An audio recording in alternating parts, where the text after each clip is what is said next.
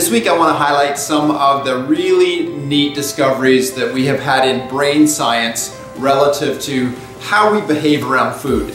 And so I'm going to quote Seth Godin. He is actually a marketing guy, but he understands how people behave and why people buy and make certain choices and all that kind of stuff. So he's written some really neat books, actually some relatively controversial books I think are neat. But he talks about how, rather than looking at our brain anatomically, if we look at our brain behaviorally, so there's three regions of the brain. There's sort of that inner rudimentary brain that basically keeps your heart beating, your lungs breathing, keeping you alive. You don't want to damage that one or you're done.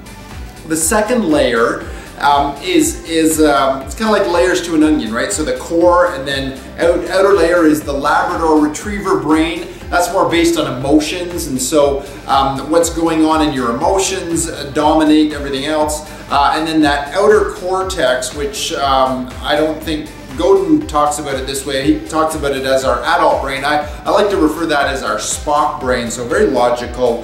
And the thing of it is that if you get a signal from that reptile brain, that inner core brain, that rudimentary brain, it will dominate the Labrador Retriever Brain, and it will dominate the Spock brain. So you can't go from the outside in, it's always from the inside out. So when it comes to food, and particularly the fat, sort of the being full sensation that we get from eating 100 plus living foods, then you get the Labrador Retriever Brain on your side. So the emotional side of the equation gets looked after. And this is where a lot of weight loss problems come in, because if we don't take into account that Labrador Retriever Brain, if we're not satisfying our Labrador Retriever Brain with good quality, high nutrient dense foods, so good quality vegetables, you know, like the really deep colored foods, those nutrient dense foods, the good quality fats, those things that satisfy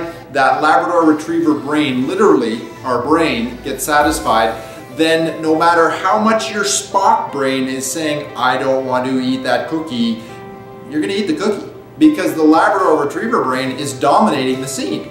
So that is a base survival instinct that you can try to ignore for a while, but good luck. And so I really believe that a lot of rebounding when it comes to nutrition after you've been in a denial mode for like a crash diet, I think that Labrador Retriever Brain is just having its way with you. And so you're doing things, this is where you sit down and you eat like an entire box of crackers going, what just happened here? Well, who was that person that just overtook my body? And look at, this is an empty box of crackers or cookies or whatever it is that is just absolutely the wrong stuff to put in your body. You know it, but your brain is trying to survive because you haven't satisfied those base needs that come from the good fats, the nutrient dense foods, all that really great stuff. So the next time you are wondering why you're craving so many things, think back a few hours before, what have you not satisfied that Labrador Retriever Brain with? And so your Spock brain, no matter how hard it tries, cannot beat those base survival instincts. And that's 100 plus living nutrition for this week.